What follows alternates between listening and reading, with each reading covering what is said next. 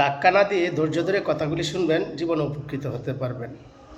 আর যদি আমার কথাগুলিকে চ্যালেঞ্জ করার মতো কোনো বিশেষজ্ঞ ডাক্তার থাকেন, চ্যালেঞ্জ করবেন। যা বলতেছিলাম, হিউম্যান বডি বা মানব দেহে অনেক রোগের মধ্যে অন্যতম একটা রোগ হচ্ছে ক্যালকুলাস বা স্টোন, যেটাকে আমরা পাথর বলে চিনি। যেমন গলব্লাডার স্টোন বা কোলিলিথিয়াসিস, নেফ্রোলিথিয়াসিস যা কিডনি পাথর, ভেসিক্যাল ক্যালকুলাস, ইউরেটারিক স্টোন, যেগুলিকে আমরা মেডিকেল ভাষা স্টোন বা ক্যালকুলাস বলে, আমরা সাধারণ মানুষ পাথর বলে চিনি। আসলে সত্যি কথা বলতে কি, এই ধরনের পাথর কখনো কোনো কবিরাজ, হোমিওপ্যাথিক বা আয়ুর্বেদিক ওষুধের দ্বারা কখনোই ভালো হয় না।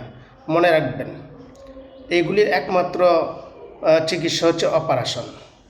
সার্জারি বিশেষজ্ঞ এবং ইউরোলজি, মূত্র এবং কিডনি এবং মূত্রনালী মূত্রথলি বিশেষজ্ঞ সার্জনদের দ্বারা এই অপারেশনগুলি করাতে হয়। সার্জারি বিশেষজ্ঞ এবং কিডনি এবং মূত্রথলি বিশেষজ্ঞ সার্জন দ্বারা এই অপারেশনগুলি করাইতে হয়। আপনারা অযথা কখনো কারো কথায়, কারো প্ররোচনায় কোনো কবিরাজের কাছে যাবেন না, কোনো হোমিওপ্যাথি ওষুধ খাবেন না। মনে রাখবেন, পাথর অনেক শক্ত জিনিস। যদি আপনার পাথর গালায় যে ওষুধ বাইর করতে পারে, তো পাথরটা যে থলিটাতে থাকে বা যে জায়গাটা থাকে, এটা তো সফট টিস্যু, নরম মাংস, তাহলে এটা আগে গলে যাবে, এবং গলে যাওয়া মানে কি আপনার মৃত্যু নির্ধারিত, মানে অবধারিত।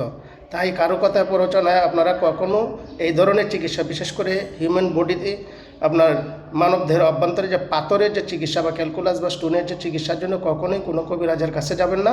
অবশ্যই আপনারা সার্জারি এবং ডাক্তারের পরামর্শ মতে, এবং অপারেশনের বিকল্প নেই। সবচেয়ে বড় কথা হচ্ছে, এই রোগগুলির অপারেশনের কোনো বিকল্প নেই।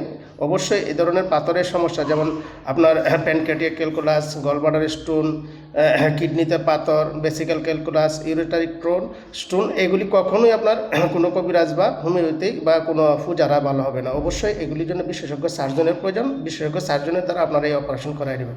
আমার কথায় যদি কেউ কোনো ভুল ধরতে পারেন, অবশ্যই কমেন্টে জানাবেন। ধন্যবাদ সবাইকে। আসসালামু আলাইকুম।